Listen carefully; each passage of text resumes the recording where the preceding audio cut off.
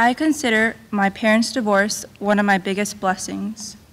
My whole life has been a chain reaction of events, and if it not for my mom's bravery, I can honestly say that I would not be here giving this speech and graduating from high school. When I was 8, my mom made the decision to leave my dad. He was mentally, verbally, and emotionally abusive to us all. She made this decision knowing that he would make good on his threats from the past years to fight her in court, take everything she owned, and take the two things she loved the most, my sister and me. My mom's strength and perseverance through her horrible divorce paved the way for me to make the most important decision of my life. I had decided to embark on the journey, just like my mom, to leave my dad and to seek in court that my mom receive full physical and legal custody of me. I once idolized my father. In my mind, there was nothing he can do wrong to me or to anyone else. But the beauty of oppression is that there is always an end. Around my freshman year, I began to notice that the things my father was doing to my sister and I was not right.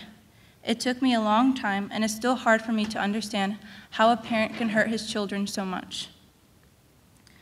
The last straw was one morning during our daily arguments on the way to school. He told me that I was never supposed to be born, and that when my mom found out she was pregnant with me, that she was going to have an abortion. That day in school, all I could think of was that my life was worthless. I was so scared, it took me months to work up the courage to ask my mom if it was true. The realization of his manipulative tactics led to my awakening. I decided I was not going to let him hurt me anymore.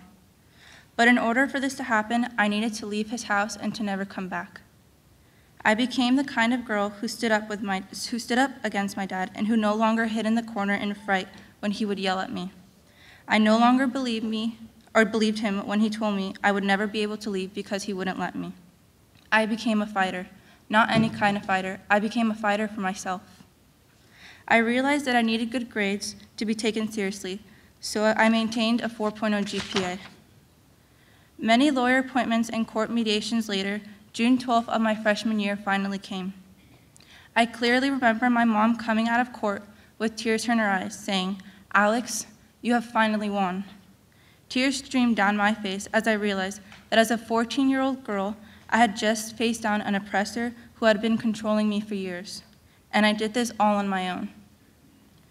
Things are better for me now, as I am living with my mom and her husband, Rob, who I consider more of a father than my biological one. Even though I live with my sister part-time, the time we spend together, like driving to school, are memories that I will always cherish. Surviving the custody battle was my first major life accomplishment. It forced me to grow up from an innocent girl to a young woman who stands up for herself, despite the many sacrifices. With time and space apart from my father, I was able to come up with a better understanding of his perspective. I may not agree with his choice of actions, but I was able to empathize and acknowledge his motivators. The biggest lesson that I learned is the realization that not all conflicts can be resolved. I don't always have to give in, and I can accept the decision of others without sacrificing my own views.